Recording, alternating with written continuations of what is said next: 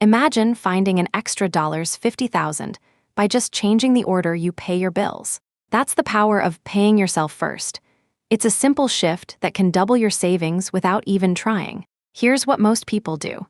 They pay their bills, spend on groceries and fun, then whatever is left goes to savings, if there's anything left at all. But here's the kicker. When you switch this around, your wealth grows on autopilot.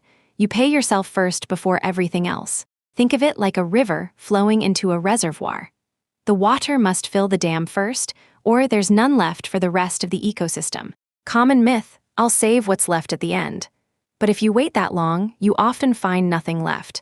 By then, your budget is usually stretched thin.